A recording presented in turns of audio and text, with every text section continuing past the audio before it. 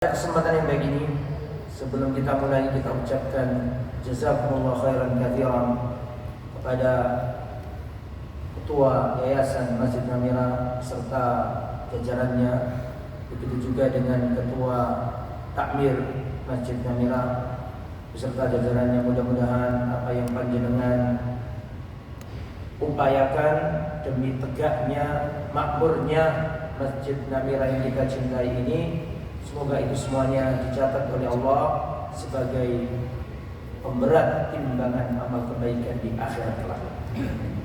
Dan mudah-mudahan panjenengan yang rawuh, yang hadir, niatnya ikhlas, tulus, memakmurkan masjid Allah, mencari ridha Allah.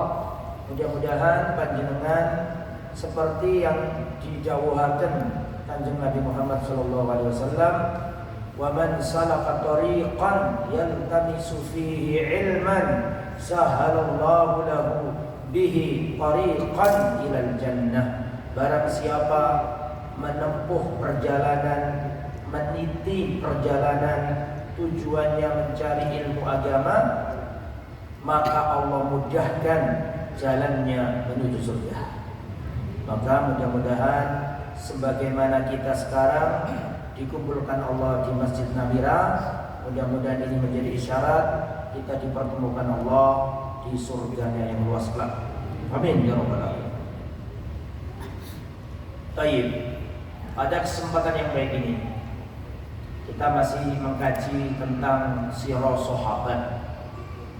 Kenapa kita harus belajar tentang sahabat? Ya karena mereka itu manusia mulia. Allah turunkan ayat dari langit memuji para sahabat. Surat At-Taubah ayat 100.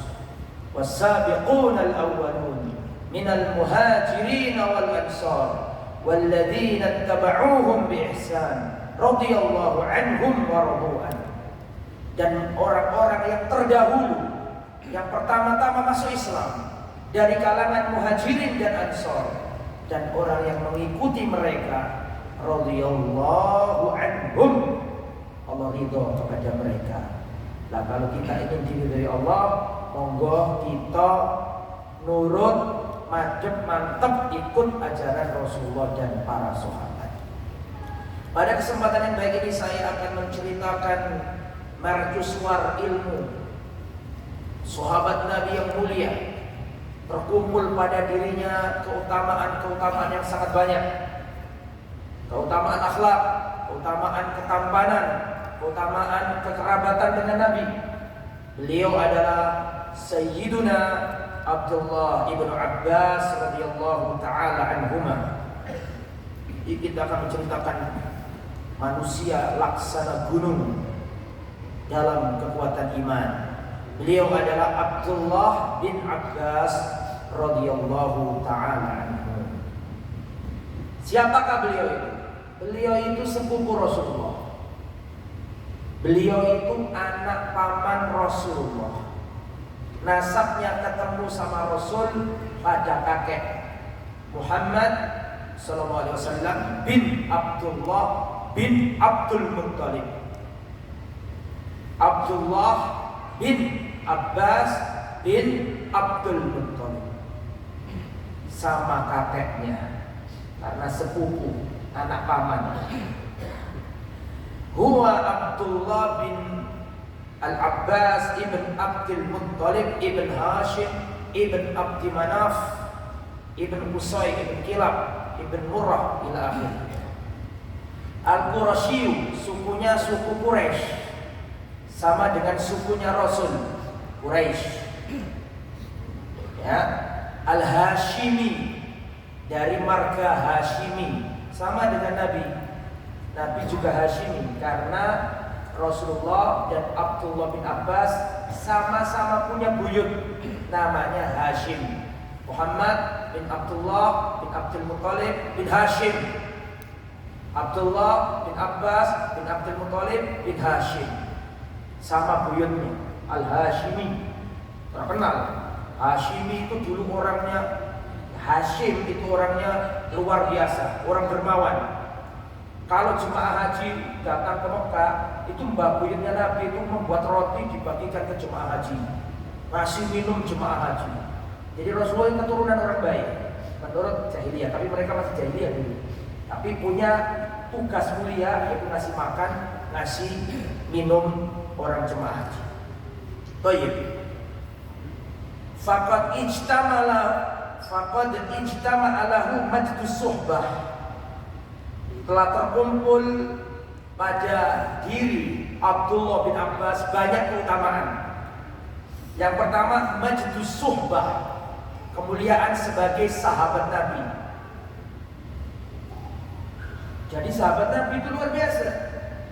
Karena Allah jamin tadi dalam surat At-Taubah ayat berapa tadi? 100, jamin masuk surga. Kuntum khaira ummatin ukhrijat linnas. Kalian adalah manusia terbaik.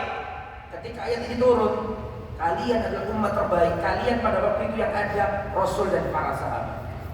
Dua bin Abbas masuk. Nah, jadi keutamaan as-suhbah, keutamaan sebagai sahabat Nabi. Yang kedua, majdul qarabah. Tidak cukup kemuliaan sebagai sahabat Nabi, beliau juga keutamaan sebagai kerabat Nabi. Jadi kalau panjenengan ketika tasyahud, panjenengan mengucapkan Allahumma sholli ala Muhammad wa ala ali Muhammad, ya Allah berikan sholawatmu kepada Nabi Muhammad dan juga keluarganya Nabi Muhammad, itu Abdullah bin Abbas dapat fadilah sholawat. Abdullah bin Abbas nih, sampai hari kiamat ada orang mengatakan Allahumma sholli ala Muhammad wa ala ali Muhammad, dapat, karena dia keluarga Nabi. Sepanjang masa bermiliar-miliar manusia muslim ketika tasyahud, Abdullah bin Abbas masuk di dalamnya. Wa huwa ibnu ammi nabiyillah, dan beliau adalah putra dari pamannya Nabi. Siapa ayahnya tadi namanya? Abdullah bin Abbas. Berarti bapaknya namanya Abbas. Abbas ini pamannya Nabi. Dan salah satu keistimewaannya Abbas, yaitu bapaknya Abdullah ini, bapaknya kan namanya Abbas. Abbas ini doanya mustajabah. Pernah Rasulullah sudah wafat, Abu Bakar sudah wafat, di zamannya Umar bin Khattab, terjadi paceklik luar biasa. Ayyamul Majah. Zamannya Umar bin Khattab pernah terjadi paceklik panjang, hujan lama tidak turun, hewan-hewan mati, kehausan, tumbuhan banyak gersang. Akhirnya Umar bin Khattab berkata, ya Allah, dulu ketika Rasulullah masih hidup, kami bertawasul dengan doanya Rasulullah. Rasulullah ngimami kami sholat istisqa, langsung turun hujan. Tapi sekarang Rasulullah sudah wafat, maka kami bertawasul kepadamu ya Allah melalui paman nabimu. Siapa namanya tadi? Abbas. Karena Rasul sudah wafat, adanya pamannya Nabi. Tapi tawasul di sini bukan dengan zatnya. Yang dimaksud tawasul di sini adalah Abbas disuruh oleh Umar bin Khattab untuk ngimami sholat istisqa. Akhirnya Abbas ini ngimami sholat istisqa. Allahumma asqina ghaithan muhitha, ya Allah turunkan hujan kepada kami. Langsung turun hujan deras. Itu bapaknya itu. Nah sekarang kita bicara siapa? Anaknya. Ya, jadi kalau Abbas adalah paman Nabi, maka sekarang kita berbicara Abdullah bin Abbas. Berarti apanya Nabi? Sepupunya Nabi. Lah Abbas pamannya Nabi itu sama Nabi umurnya udah udi. Saya ulangi ya. Rasulullah Muhammad SAW dengan pamannya yang bernama Abbas tadi itu umurnya udah udi. Jadi ponakan sama om, tapi umurnya nggak terpaut jauh. Ada nggak kayak gitu? Oh, bahkan ada yang omnya lebih muda. Ada nggak? Wonten. Jadi makanya nanti jaraknya Rasulullah sama Abbas, sama Abdullah bin Abbas, meskipun sepupu, tapi jaraknya jauh. Paham maksudnya? Karena sama ayahnya saja sudah sepantaran, apalagi anaknya Abbas, yaitu namanya Abdullah bin Abbas. Meskipun secara nasab itu selevel karena sepupu, tapi umurnya Rasulullah dengan Abdullah bin Abbas terpaut jauh. Rasulullah wafat, umurnya Abdullah bin Abbas yang kita bicarakan ini masih 13 tahun. Berarti Rasulullah umur 50 tahun baru lahir Abdullah bin Abbas. Sampai paham ya tajam ngomong itu? Belum. Terus. Jadi hitungan ini terus Bahkan bingung ya? Lanjut. Wa majdul ilmi. Dan Abdullah bin Abbas ini punya keutamaan ilmu sehingga seluruh sahabat itu seringkali rujuk kepada Abdullah bin Abbas.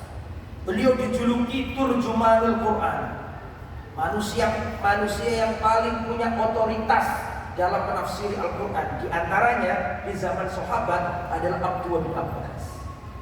Bahkan Umar ibn Khattab itu kalau ada muskil tentang ayat Al-Quran, beliau tanya ke sahabat-sahabat senior, kemudian tanya ke bocah kecil namanya Abdullah bin Abbas. Maka Umar bin Khattab lebih memilih tafsirannya siapa? Abdullah bin Abbas, si bocah kecil ini. Oke.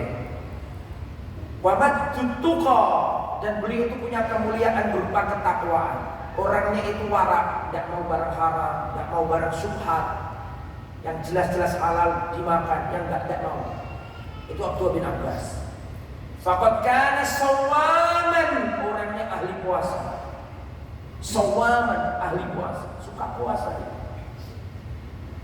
Dan puasa itu bisa memberi syafaat pada hari kiamat.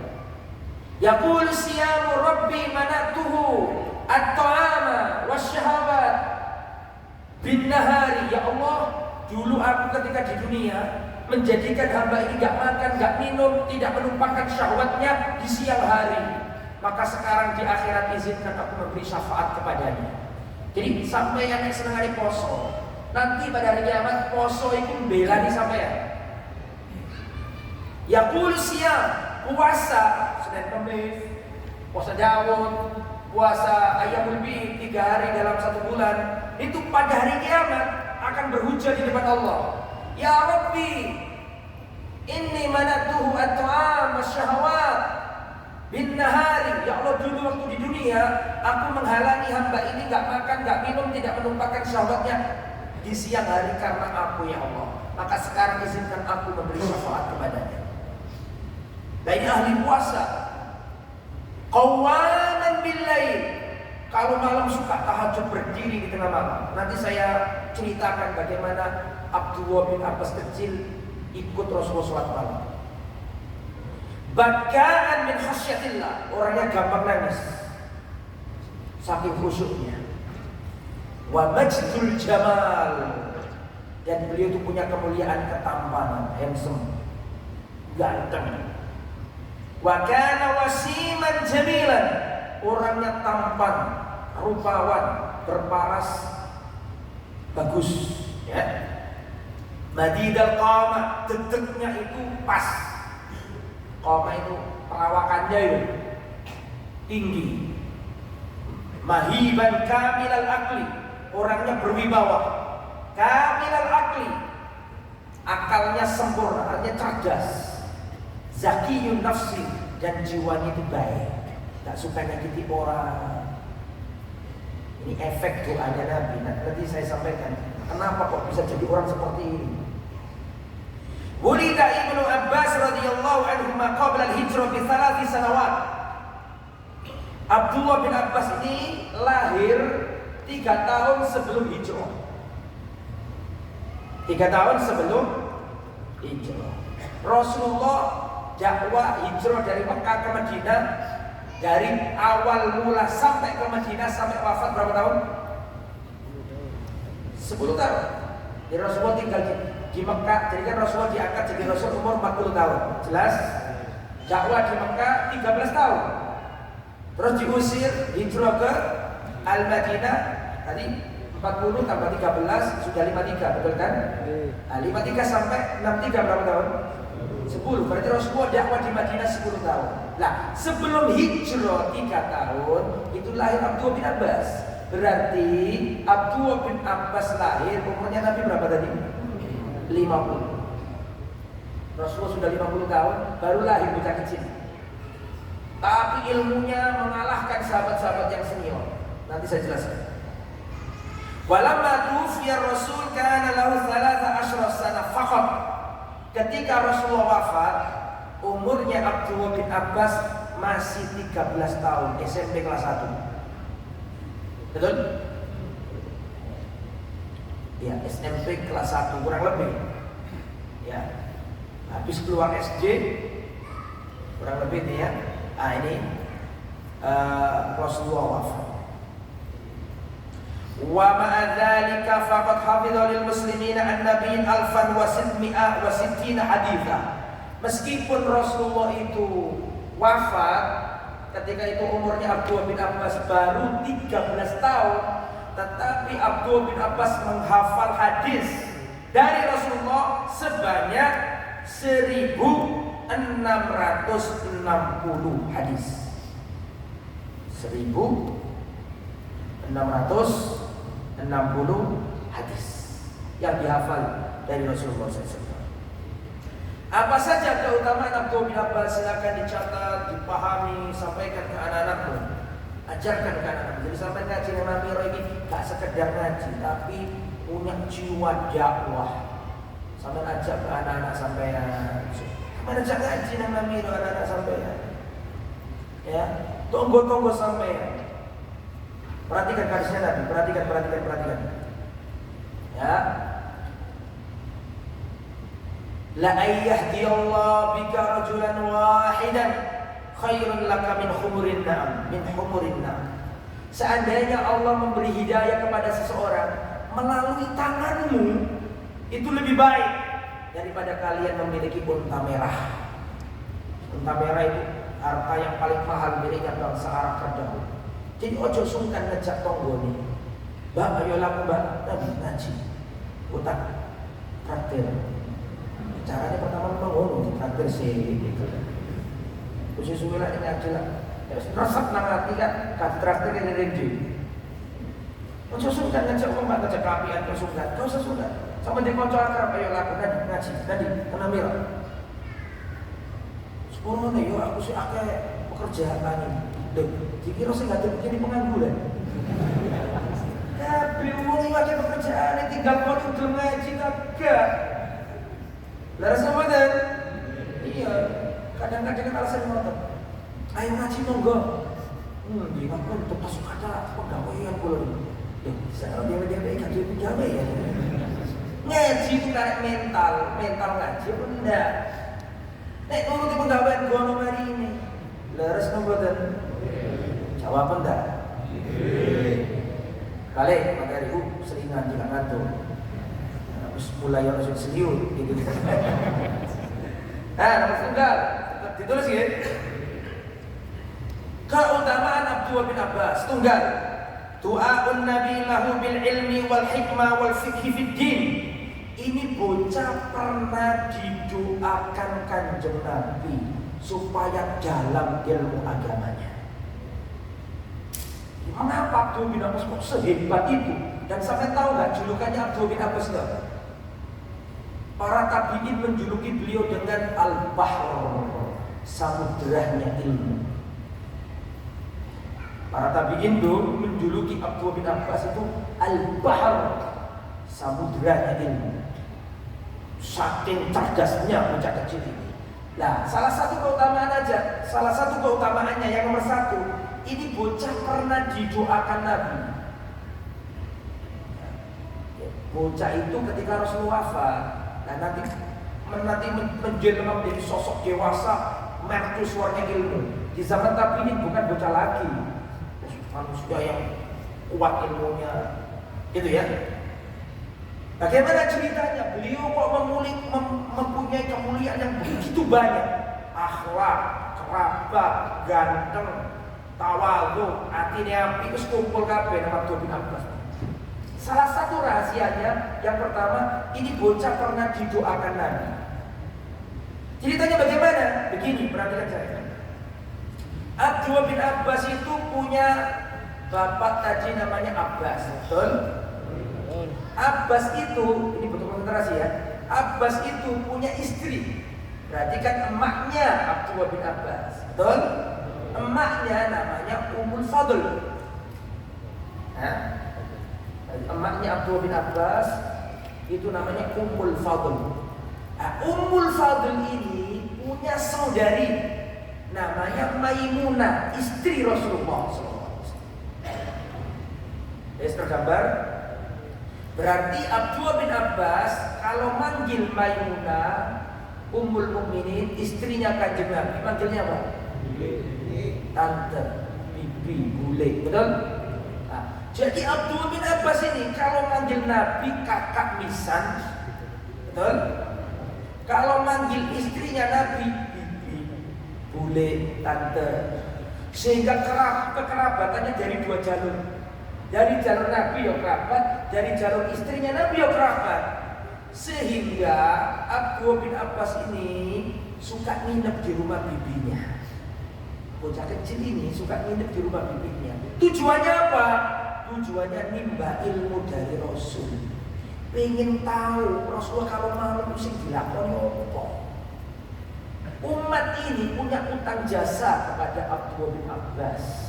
Karena Abdullah bin Abbas yang merekam gerak-gerik Nabi, terus diajarkan ke kita sampai kita ngerti. Sampai ngelakoni amal soleh, Abdullah bin Abbas kecipratan pahala. Soalnya dia isi merekam semuanya, ditular orang sampai yang kabeh. Ayo dong, Abdullah bin Abbas main dong, Madinah sampai ilmu ini sampai ada dari Tamira ini. Abdullah bin Abbas betapa banyak riwayat-riwayat. Di antara riwayat itu selalu dapat kiriman pahala.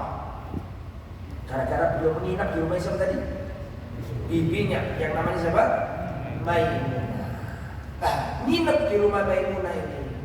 Itu melihat gerak-geriknya Nabi. Nabi bangun-bangun malam hari. Biasanya Nabi kan Rasulullah nggak pernah meninggalkan sholat malam. Tidak pernah. Ya. Tidak pernah meninggalkan sholat malam. Berdiri Rasulullah malam-malam. Terus Rasulullah SAW ke kamar kecil ambil air wudhu, biasanya gitulah. Mohon maaf, Rasulullah SAW ke khola, tempat untuk buang air kecil dan seterusnya.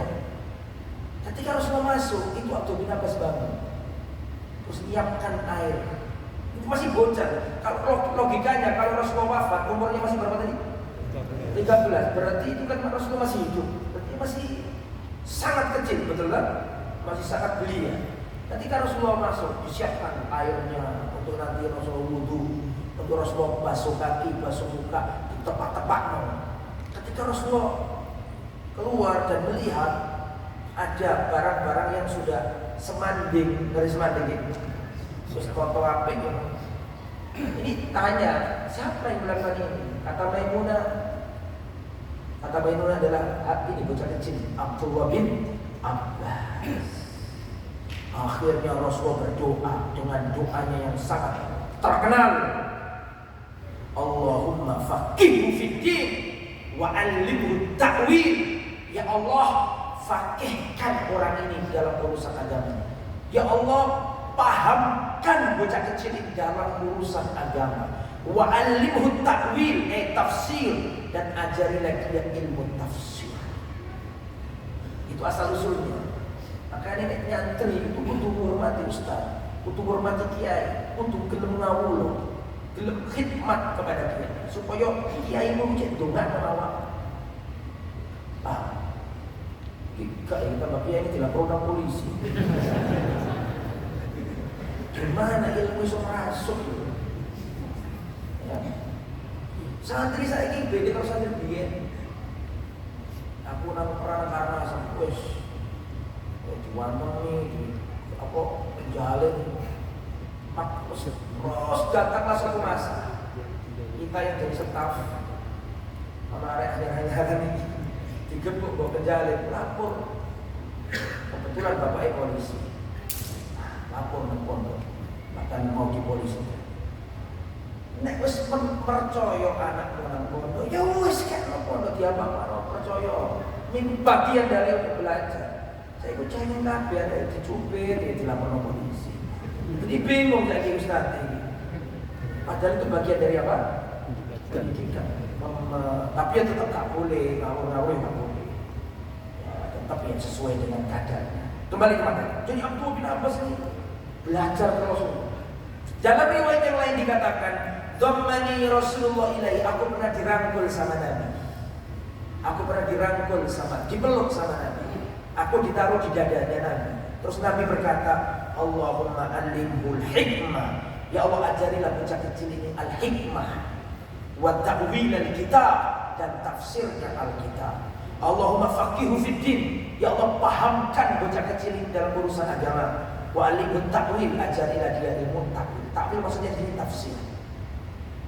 Sama apa lagi? Sama itu ya anak. Pakailah doanya Rasulullah mendoakan Abdullah bin Abbas. Saya bacakan di sampai rekam, sampai maksudnya rekam ditulis, direkam di HP. Allahumma faqihhu fid din wa 'allimhu at-ta'wil. Coba ditulis. Ulangi ya. Awas tulis.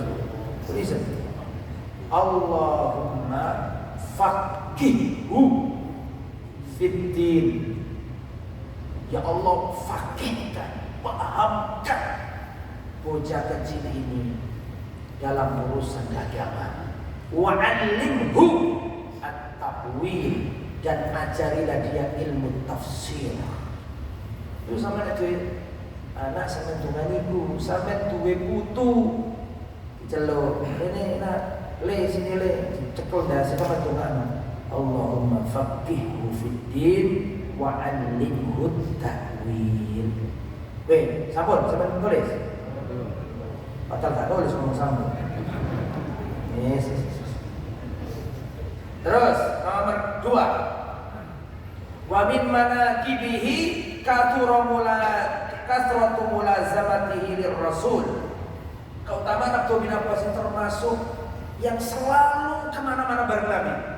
Mulazamah artinya kemana-mana bareng, gak pernah terpisah, sering mengikuti Nabi kemana-mana. Dan dalilnya banyak. Di antaranya Rasulullah SAW, tadi saya katakan, itu Abdullah bin Abbas itu nginep di rumahnya Maimunah. Ketika Rasulullah bangun, kalau arek cilik saiki kan orang tangi kan gak tangi deh kan. Iki gak Abdullah bin Abbas itu sengaja tidur situ tujuannya supaya tahu sholat malamnya Nabi. Ketika Rasul bergerak, Rasul ambil wudhu diikuti. Setelah itu Rasul sholat. Perhatikan, Rasul sholat. Datang Abdullah bin Abbas sudah wudhu, dia ikut sholat, tapi di sebelah kirinya Nabi. Maka dalam keadaan sholat, Rasulullah memutar Abdullah bin Abbas, dijadikan sebelah kanan. Makanya sampai lihat kalau ada orang sholat berdua kan sejajar. Itu riwayat dari siapa? Abdullah bin Abbas. Jadi pernah ditunggu dulu ketika Rasulullah sudah takbir, ikut, tapi di sebelah apa? Kiri. Kan salah kan posisinya ini kan? Dan diputar sama Nabi. Nah, kita harus ini. Dalam keadaan sholat itu juga dalil boleh bergerak dalam sholat apabila gerakan itu memang untuk kemaslahatan. Sampai sholat terus di depan sampai ada ular atau kalajengking boleh dibunuh, kalajengking, dan sampai tetap lanjut sholat. Ada hal tertentu boleh. Sampai sholat ternyata di depan sampeyan ini batal ke kamar kecil, maka sampai boleh apa? Maju. Nah itu ya. Kemudian Rasulullah SAW juga pernah berboncengan dengan Abdullah bin Abbas. Terkenal hadis ini. Dikatakan dalam sebuah riwayat, kuntu khalfa Rasulillah SAW ala dabbatihi yauman.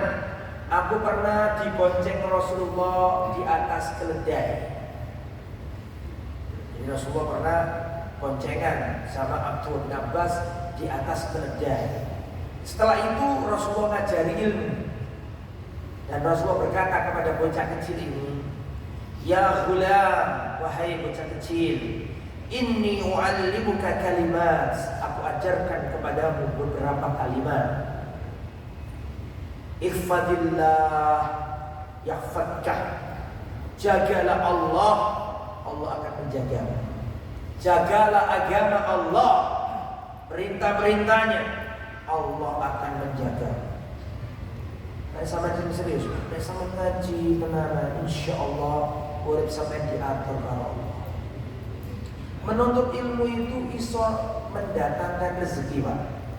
Jadi di zamannya sahabat itu ada seorang adik kakak yang adik ini suka datang ke majelisnya Rasul, sedang kakaknya sibuk bekerja.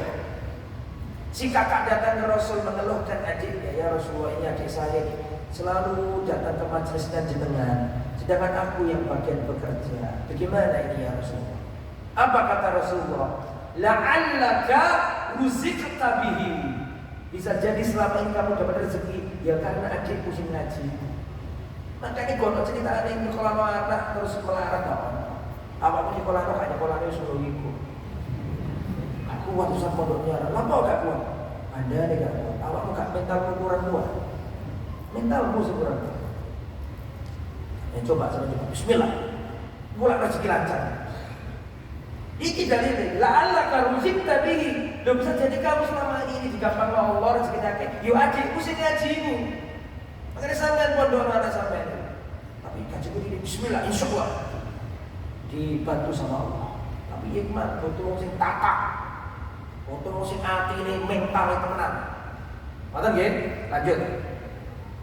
Ini walimuka kalimat. Aku ajarkan kepadamu beberapa kalimat. Yang pertama, ihfadillah yahfadka. Jagalah Allah, Allah akan menjagamu. Ojo khawatir. Al jazaa min jinsil amal. Balasan itu sesuai dengan perbuatan. Kon dadi wong api, Allah balas api. Awakmu jaga agamane Allah, awakmu dijaga Allah. Itu pasti harus diyakini. Sampai sedekah diganti sama Allah. Sampai tidak orang itu minta lawan. Ya ibn Adam, anfiq yunfaq alaik. Anak Adam, berinfaklah, Allah akan memberimu infak. Tapi ini dia gak kabeh wong iman. Tapi dia wong seperti percaya. Itu janjinya Allah itu. Anfiq, berinfaklah, yunfaq alaik, Allah akan memberimu infak. Dan pemberiannya Allah lebih tinggi daripada pemberian kita kepada makhluk. Ihfadillah tajidhu tujahak. Jagalah Allah, niscaya kamu jumpai Allah ada di hadapan. Idza sa'alta fas'alillah. Kalau kamu minta, mintalah kepada Allah. Ini ngajari tauhid ini. Bocah cilik ngajari tauhid. Fa idza sa'alta fas'alillah. Kalau kamu minta, mintalah kepada Allah. Wa idza ista'anta fasta'in billah. Dan kalau kamu ingin memohon pertolongan, mintalah pertolongan hanya kepada Allah. Ini Rasulullah ngajari kita, bocah kecil kudu diajari tauhid. Sampai pengen apa nak? Pengen sepeda, ini. Sampai pun sholat maghrib, sampai dungo sempanan jalur nang Allah. Sampai nakoni yo maghrib kok ya. Terus mari maghrib, anak sampai dungo serius. Besok sama dungo sepeda. Bukan sama mana bergantung nang Allah. Jadi anak itu diajari kecil itu bergantung nama Allah. Jika cengeng, ya. Wa'lam anna, ini penting Pak, perhatikan. Wa'lam anna al-umma law ijtama'at ala an yanfa'uka bi syai'in lam yanfa'uka illa bi syai'in qad katabahu Allah laka. Ketahuilah wahai bocah kecil, seandainya umat manusia ini bersatu padu ingin memberimu manfaat, tidak bisa kecuali sekedar yang Allah takdirkan untuknya.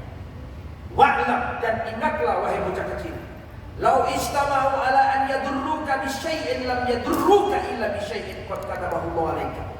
Wahai bocah kecil, ingat-ingat pesanku, ingat-ingat wasiatku. Seandainya seluruh umat ini bersatu padu ingin mencelakakan dirimu, tidak bisa kecuali sebatas apa yang Allah catat, apa yang Allah tetapkan untukmu. Ya, jadi tahu. Uang nek tahu itu bener kendel, Pak.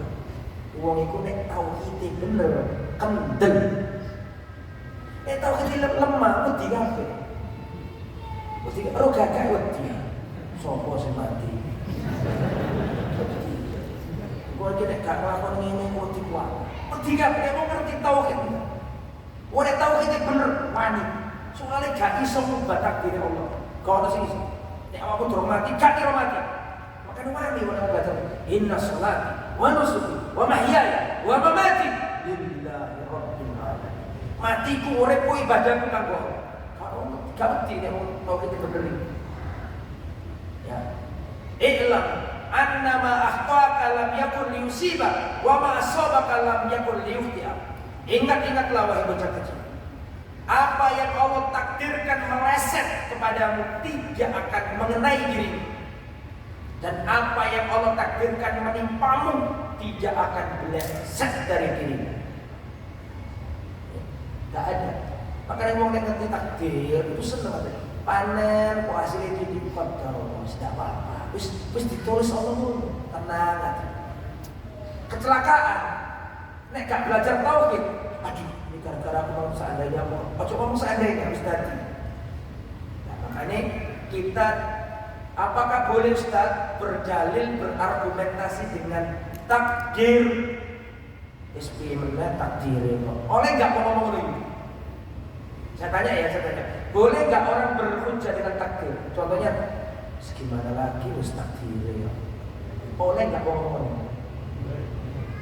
Boleh apa enggak? Terperinci. Ada yang boleh dan ada yang tidak boleh. Kalau itu berkaitan dengan masaib musibah, maka itu boleh dan dianjurkan. Misalnya kecelakaan, bagaimana? Qadar Allah, tidak apa-apa, insyaallah. Qadar Allah sudah ditakdirkan. Kalau kena musibah, maka berhujjah dengan takdir. Qadar Allah, tidak apa-apa, sudah ditakdirkan. Tidak apa-apa. Jadi kalau kena musibah boleh berhujjah dengan takdir. Tapi kalau melakukan maksiat tidak boleh berhujjah dengan takdir. Makanya saya bilang itu terperinci. Selingkuh konangan bojone. Sing wedok ngamuk dicekel kupinge. Ayo sama ini lakon ini. Piye Mas takdir. Nah, jadi ada yang boleh ada yang tidak. Kembali ke materi ya. Selanjutnya, ikhwatul iman rahimani wa rahimakumullah. Yang nomor 3, wa min manaqibihi taqdimu Umar ibn Khattab lahu. Termasuk keutamaan Abdullah bin Abbas adalah Umar bin Khattab ini sangat menyanjungnya, sangat dekat. Jadi Rasulullah itu para jamaah, maaf, Umar bin Khattab itu bukan Rasulullah ya, Umar bin Khattab. Umar bin Khattab itu punya dewan syuro. Dewan syuro itu para penasehat. Dan para penasihatnya Umar bin Khattab itu bukan orang sembarangan. Masyayikh Badrin, orang-orang pilihan yang pernah ikut perang Badar, sesepuh-sesepuhnya sahabat. Tetapi ada satu penasihatnya Umar, bocah kecil. Siapa namanya? Ya mesti masuk komentar, akan dari baca dulu ya kan? Karena Umar yudkhiluni ma'asyakhi Badrin. Kata Abdullah bin Abbas, dahulu Umar bin Khattab itu kalau ada permasalahan pelik, aku dimasukkan ke ruangannya. Dan di situ ada masyayikh Badrin, ada para sesepuh perang Badar, artinya orang lawas-lawas, veteran, orang yang sudah tidak diragukan lagi ilmu dan keutamaannya. Jadi kata Abdullah bin Abbas, aku pernah dikumpulkan oleh Umar bin Khattab dengan masyayikh Badrin, orang-orang sesepuh-sesepuh sahabat. Kemudian ada sebagian sahabat-sahabat senior itu timbul dalam hatinya perasaan yang ingin diungkapkan, dan dia mengatakan, lima tudkhilu hadza ma'ana walana abna'un mithlu. Wahai Amirul Mukminin, Khalifah, kenapa panjenengan memasukkan bocah kecil ini ke ruangan ini? Bukankah kami juga punya anak-anak yang banyak, tapi kok khusus anak ini? Paham betul ya? Qala Umar, kata Umar, innahu min haythu alimtum. Sesungguhnya bocah kecil ini seperti yang kamu ketahui. Da'a fada'a dzata yaumin fa'adkhalahu ma'ahum famaru itu ma dhanantu annahu da'ani yawma idzin illa liyuriyahu. Maka untuk membuktikan bahwa Abdullah bin Umar itu, untuk membuktikan bahwa Abdullah bin Abbas itu beda dengan bocah-bocah kecil lainnya, maka suatu saat aku dipanggil dan di situ sudah ada sesepuh-sesepuh. Kemudian Umar bin Khattab berkata, wahai para sahabat senior-senior, apa pendapat kalian tentang firman Allah, idza jaa nasrullahi wal fath? Faqala ba'duhum, maka ada sahabat senior mengatakan, umirna nahmadullah wa nastaghfiru idza nusirna. Maksudnya ayat ini, kalau kita sudah menang, maka Allah memerintahkan kita untuk memujinya dan memohon ampunan kepadanya. Itu maksud. Umar diam. Ba'dhum, yang lain mengatakan seperti ini, yang lain mengatakan seperti itu. Umar diam. Sampai akhirnya Umar berkata, akadzaka taqulu ya Ibn Abbas? Kalau menurutmu gimana Abdullah bin Abbas? Apakah yang disampaikan sahabat-sahabat senior itu sama yang ada dalam benakmu sekarang ini? Apa pendapatmu tentang firman Allah, idza jaa nasrullahi wal fath wa ra'aitan nasa yadkhuluna fi dinillahi afwaja. Kata Abdullah bin Abbas, ayat ini zalika alamatu ajalik. Maksudnya ayat ini adalah tanda bahwa Rasulullah akan wafat. Maksudnya ayat ini turun itu tandanya Rasul akan wafat. Kan jika datang kemenangan, orang-orang akan berbondong-bondong masuk Islam. Apa maknanya? Berarti Rasulullah wafat. Kan tugas selesai. Ketika Abdullah bin Abbas mengatakan ini adalah tanda bahwa Rasulullah akan wafat, akhirnya Umar berkata, ma'a'lamu minha illa ma taqul. Wallahi aku tidak menafsiri ayat ini, aku tidak tahu maknanya ayat ini kecuali seperti yang kamu tafsiri, bukan yang tafsiri oleh orang-orang ini. Paham maksudnya? Artinya dalam ilmunya Abdullah bin Abbas. Kemudian karena Umar yad'u Ibn Abbas wa yuqarribu. Umar ini senang memanggil Abdullah bin Abbas, bocah kecil dipanggil Umar, terus didudukkan di sampingnya. Inni ra'aitu Rasulullah da'aka yauman.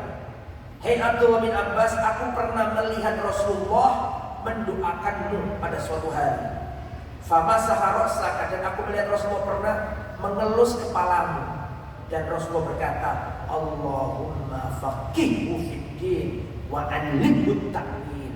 Ya Allah, ajarilah bocah kecil ini, fahamkan bocah kecil ini ilmu agama, dan ajarilah ilmu tafsir. Sa'ad bin Abu, jadi yang muji Abdullah bin Abbas itu bukan sembarangan orang. Yang muji itu Umar. Nah, sama tahu sendiri Umar itu siapa? Umar itu setan aja lari dari Umar. Jadi yang muji Abdullah bin Abbas itu bukan sembarangan orang. Yang muji Abdullah bin Abbas ini manusia terbaik sesudah Abu Bakar dan para rasul. Jadi ya, Sa'ad bin Abu Waqqas pun berkata, siapa Sa'ad bin Abu Waqqas ini? Sudah pernah saya ceritakan dulu. Sa'ad bin Abu Waqqas adalah satu di antara sahabat yang dijamin masuk surga. Sa'ad fil jannah.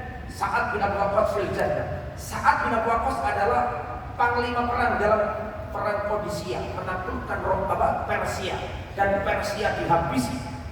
Para penyembah api ditaklukkan di zamannya Umar bin Khattab, dan komandannya adalah Sa'ad bin Abi Waqqas. Dijamin masuk. Apa perkataan Sa'ad bin Abi Waqqas terhadap Abdullah bin Abbas? Sa'ad bin Abi Waqqas berkata, ma ra'aitu ahadan aghdara fahman wala alabba lubban wala aktsara ilman wala aus'a hilman bin Ibn Abbas. Tidak pernah aku melihat orang yang paling cerdas, paling cepat pemahamannya, paling banyak ilmunya, paling luas kesantunannya melebihi Abdullah bin Abbas. Terus ibu ditalenta ini, wape orang iso kabeh. Ilmune duwe akeh. Sahabatnya, kerabatnya, ganteng, akhlaknya, jadi semua orang senang sama Abdullah bin Abbas. Falaqad ra'aitu Umar bin Khattab yad'uhu. Dan kata Sa'ad bin Abbas, aku pernah melihat Umar bin Khattab sering memanggilnya. Ini menunjukkan kedudukan Abdullah bin Abbas. Tolha bin Ubaidillah berkata, siapa Tolha bin Ubaidillah? Orang yang dijamin masuk surga. Tolha bin Ubaidillah, sahabat Nabi yang mulia. Beliau mengatakan, laqad utiya Ibnu Abbas fahman wa ilman. Aku melihat bahwa Abdullah bin Abbas diberi oleh Allah kefahaman, keilmuan. Ma kuntu ara Umar bin Khattab yuqaddim alai ahadun. Saya tidak pernah melihat Umar bin Khattab melebihkan seseorang atas Abdullah bin Abbas. Tidak pernah menaruh orang di atas Abdullah bin Abbas. Tidak pernah lihat tadi? Umar bin Khattab tidak pernah. Artinya selalu dijadikan yang pertama dalam rujukan ilmu. Padahal bocah kecil. Rasulullah wafat umurnya masih berapa tadi? 15. Karena kena doanya. Nah, kok bisa mendapatkan ilmu banyak? Bagaimana Ustaz? Ini Abdullah bin Abbas ini suka mencari ilmu. Dia datang ke sahabat senior waktu masih kecil itu, datang ke rumahnya Abu Musa al-Asari. Nyampe di depan rumahnya mau ngetok pintu, nggak mau, takut mengganggu. Maka dia ambil selendangnya, taruh di depan pintunya, tidur sampai penuh dengan debu. Kemudian sahabat Nabi, siapa tadi namanya? Abu Musa al-Asy'ari membuka pintu kaget. Ya benar ammi Rasulullah, wahai anak paman Rasulullah, kenapa kau di sini? Wallahi kalau kamu butuh apa-apa, suruh orang aku akan yang datang ke tempatmu. Jangan seperti ini. Maka Abdullah bin Abbas mengatakan, innamal ilmu yu'ta wa la ya'ti. Ilmu itu didatangi, ilmu itu tidak mendatang. Kau mau menang-menang soal ilmu, sufi lah. Ilmu dipelajari. Ilmu dipelajari. Innamal ilmu bitta'allum. Ilmu itu harus belajar. Enggak mungkin mau menang-menang oleh ilmu. Ya harus. Dimulai dunia, kadang ngaji, kadang mondok, orang-orang pinter. Ta'on ilmu. Innamal ilmu bitta'allum. Ilmu itu dipelajari. Terus, jadi pujian para sahabat kepadanya. Yang nomor 4, pujian para tabi'in. Tabi'in itu berarti generasi setelah para sahabat. Kata sahabat dan tabi'in, di antaranya Abdullah bin Mas'ud. Abdullah bin Mas'ud itu ulamanya sahabat. Ulamanya sahabat Abdullah bin Mas'ud, orang yang membunuh Abu Jahal. Pernah naik pohon, tersingkap betisnya kecil, sehingga para sahabat tertawa karena betisnya Abdullah bin Mas'ud kecil. Maka Rasulullah mengatakan, kenapa kalian tertawa? Ya Rasulullah, tidakkah kau melihat betisnya Abdullah bin Mas'ud yang kecil? Kata Rasulullah, wallahi seandainya betisnya Abdullah bin Mas'ud ditimbang pada hari kiamat, lebih berat daripada gunung. Abdullah bin Mas'ud termasuk ahli Qur'annya sahabat, ahli ilmunya sahabat. Lah, Abdullah bin Mas'ud berbicara tentang Abdullah bin Abbas. Perhatikan, padahal itu ulama. Abdullah bin Mas'ud mengatakan, nikmatur jumalul Quran Ibnu Abbas. Sebaik-baik manusia dalam menafsiri Al-Quran adalah Abdullah bin Abbas. Begitu juga Abdullah bin Umar, anaknya Umar bin Khattab. Dia mengatakan, Ibnu Abbas a'lamun nas bima anzalallahu ala Muhammad. Perhatikan, kata Abdullah bin Umar, kata Abdullah bin Umar, Abdullah bin Abbas adalah manusia yang paling paham isinya Al-Quran. Abdullah bin Abbas adalah manusia yang paling paham tentang Al-Quran. Tidaklah ayat kecuali Abdullah bin Abbas paham maknanya, ngerti sebab turunnya, ngerti karakternya. Itu Abdullah bin Abbas. Bahkan Mujahid tabi'in, muridnya Abdullah bin Abbas, beliau berkata, Ibnu Abbas samiyal bahr bi kasrati ilmihi, summiyal bahr bi kasrati ilmihi. Kata Abdullah bin Abbas, kata Mujahid, Abdullah bin Abbas adalah samudra saking banyaknya ilmunya. Masruq berkata, seorang tabi'in berkata, kuntu idza ra'aitu Ibnu Abbas qultu ajmalun nas. Tapi ini berkata dulu ketika kami melihat Abdullah bin Abbas tidak ngomong apa-apa, cuma diam, maka kami mengatakan ajmalun nas, manusia yang paling tampan. Wa idza nataqa, kalau dia ngomong kita katakan afshahun nas, manusia yang paling fasih lisannya. Wa idza tahaddasa, kalau berbicara maka kami katakan a'lamun nas, manusia yang paling dalam ilmu. Jadi menang itu ilmu senang. Nek menang paling dalam. Nek membacakan dalil paling fasih. Nek jelas no ilmu paling kelihatan berilmu. Itu Abdullah bin Abbas. Nah sekarang sedikit lagi ya. Abdullah bin Abbas ini termasuk punya sikap yang luar biasa dalam menuntut ilmu. Perhatikan. Lama tufiya Rasulullah qultu li rajulin minal ansar. Ketika Rasulullah wafat, aku, kata Abdullah bin Abbas, aku berkata ke temanku sahabat Ansar, ya fulan halumma falnas'al ashaban nabi. Wahai fulan, ayo ikut aku, kita hampiri sahabat-sahabat Nabi yang senior, mumpung mereka masih ada. Ayo kita belajar kepada mereka. Fa innahum al-yawmal katsir, karena para sahabatnya Nabi ini masih banyak. Ayo mumpung masih banyak, ayo kita nimba ilmu kepada mereka. Ketika Rasulullah wafat, Abu Bakar masih hidup, Umar masih hidup, Utsman masih hidup, Ali masih hidup, Abdurrahman bin Auf masih hidup, Sa'ad bin Waqqas masih hidup, Thalhah bin Ubaidillah, orang-orang hebat-hebat masih hidup. Kata Abdullah bin Abbas, mumpung masih banyak yang hidup, ayo kita datangi nih satu persatu, ayo kita ngaji nuntut ilmu. Maka sahabat Ansor ini berkata, wa ajabalaka ya Ibn Abbas ataron nas yahtajuna ilaihi. Kamu itu anak-anak Abbas, ngapain kita belajar? Gak mungkin orang itu oleh kita. Lihat tuh ada Umar, lihat tuh ada Abu Bakar, lihat tuh ada Abdurrahman bin Auf, ada Sa'ad bin Waqqas, ada Khalid bin Walid, ada pendekar, ada gunung-gunung. Kita ini apa kerikil? Gak mungkin kita dilihat orang. Apa maksudnya? Akhirnya, maka saya tinggalkan temanku tadi. Maka aku jalankan agendaku, aku datang ke para sahabat-sahabat yang senior, aku minta ilmu. Dulu Rasulullah kalau perang itu bagaimana? Dulu Rasulullah itu kalau perjalanan bagaimana? Dulu Rasulullah kalau sholat bagaimana? Rasulullah kalau dagang itu bagaimana? Rasulullah itu kalau di kamar kecil bagaimana? Rasulullah itu kalau sedang toharo bagaimana? Rasulullah kalau tayamum bagaimana? Datang, nimba ilmu. Sedangkan temannya tadi gak mau. Jangan anggapan kayak mau pinter kok, dia ini cili tak ngiro kan gitu kan. Ditinggalkan sama Ibn Abbas datang ke para sahabat senior yang sangat banyak itu. Kata Ibn Abbas, sampai aku datangi rumah sahabat Nabi, aku sungkan mengetuk rumahnya, maka aku gelar selendangku, aku taruh sebagai bantal, aku tidur di depan rumahnya sampai berdebu. Terus dibukakan pintu dan dia mengatakan, dia benar ammi Rasulullah, wahai anak paman Rasulullah, kenapa kamu seperti ini? Kalau kamu butuh apa-apa, ngomong sama aku akan datang ke rumahmu. Maka saya katakan, beginilah seharusnya seorang penuntut ilmu. Hari demi hari berlalu sehingga nanti banyak para sahabat yang wafat.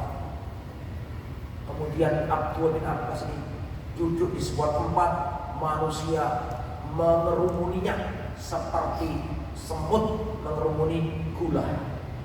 Di saat seperti itu, temannya yang dulu diajak ngaji gak mau itu, dia berkata, ketika melihat manusia ramai belajar ke sahabatnya dulu waktu kecil main-main, ternyata Abdul bin Abbas, maka beliau berkata begini, hatta ra'ani wa qad ijtama'an nasu alayya, sampai teman kecilku itu melihat aku dikelilingi oleh manusia. Maka teman kecilku tadi berkata, kana hadzal fata aqal minni, pemuda ini lebih cerdas dari aku. Aku dulu diajak seperti dia, aku gak mau. Begitulah. Jadi Allah itu akan meninggikan para penuntut ilmu. Yarfa'illahu alladhina amanu minkum walladhina utul ilma darajat. Allah akan meninggikan derajat orang yang beriman dan derajat orang-orang yang berilmu. Siapa yang menuntut ilmu akan diangkat Allah. Itu janjinya Allah.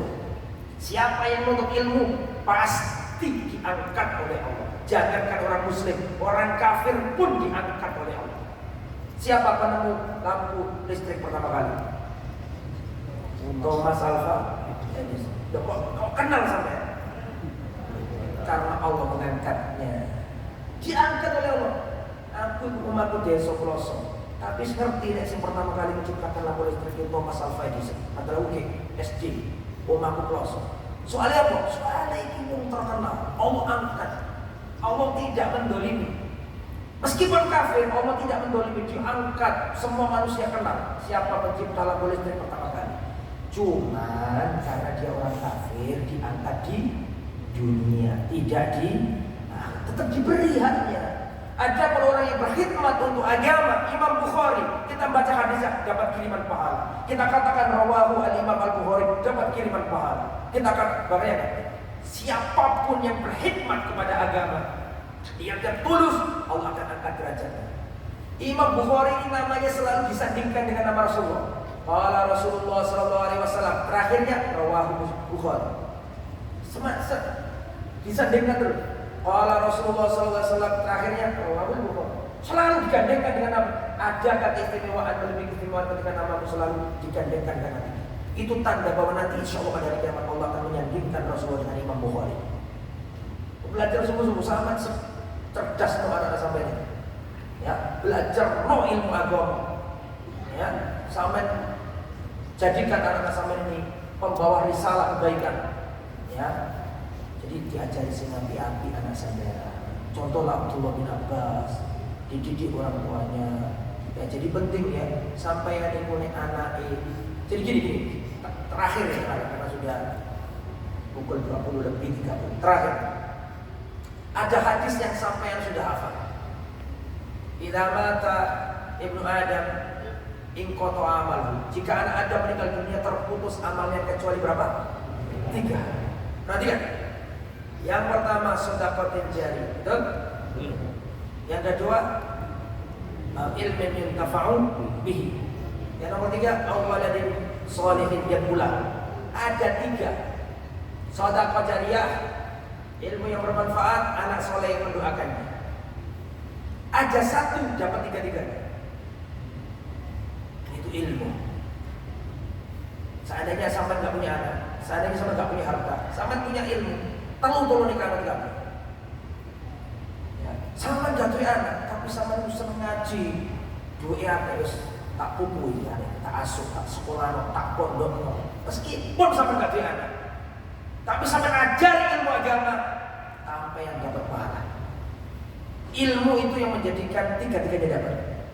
Ada orang nggak punya duit, ya, tapi dia punya ilmu yang ngajari manusia, akhirnya orang ini mau mendirikan masjid, akhirnya orang ini mau mengeluarkan zakat. Ini menjadi pahala bagi orang yang berilmu tadi. Dan ada hadis tentang jadi yang terakhir. Ini yang terakhir sungguhan. Ini yang terakhir juga. Enggak ditawar lagi. Ada hadis ini Pak, insya Allah kita dapat semuanya. Ada hadis yang berbunyi Innallaha wa malaikatahu wa ahlas samai wa ahlal ardi. Sesungguhnya Allah wal malaikatahu dan seluruh malaikat. Sampai tahu jumlahnya malaikat? Enggak tahu, saking akeh kan. Innallaha sesungguhnya Allah wa malaikatahu dan seluruh malaikat. Enggak ada yang tahu kecuali Allah, saking akeh. Wa ahlas samai dan seluruh penduduk langit. Wa ahlal ardi dan seluruh penduduk bumi. Allah katakan penduduk bumi, Rasul katakan penduduk bumi, bukan manusia. Penduduk bumi lebih luas daripada manusia. Sesungguhnya Allah dan para malaikat dan seluruh penduduk langit dan seluruh penduduk bumi la yusallun hatta al-khir hatta al-hut hatta namla fi juhriha, sampai semut-semut yang ada di lubangnya, sampai ikan-ikan yang ada di air. La yusalluna ala muallimin nasi khaira. Mereka semua itu, malaikat, penghuni langit, penghuni bumi, sampai semut-semut yang ada di lubangnya, sampai ikan-ikan yang ada di air, mendoakan orang yang menuntut ilmu dan yang mengajarkan ilmu.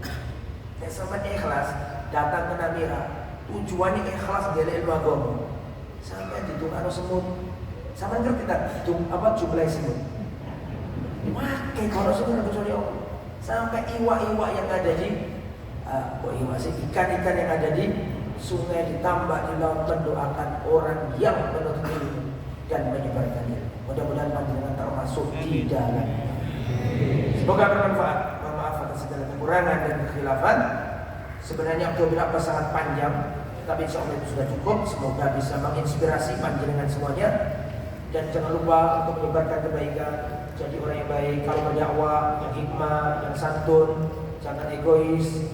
Jangan kusro, ya, kalau sama orang yang baik. Kalau ngaji saya di sini kasar, tapi kalau praktek dengan orang, misalnya bukan kasar ya, tegas misalnya. Tapi kalau sama masyarakat tetap harus santun. Ya, ojo gara-gara berbeda dengan Anda, kemudian Anda melakukan kekasaran di tengah masyarakat. Jangan. Ya. Dakwah dengan ilmu, dengan lembut, dengan santun, dengan hikmah. Semoga kita menjadi pencerah di tengah umat. Amin ya rabbal alamin. Subhanakallahumma bihamdika asyhadu an la ilaha illa anta astaghfiruka wa atubu ilaik. Wassallallahu ala nabiyyina Muhammad wa ala alihi wa sahbihi ajma'in. Walhamdulillahi rabbil alamin. Wassalamu alaikum warahmatullahi wabarakatuh.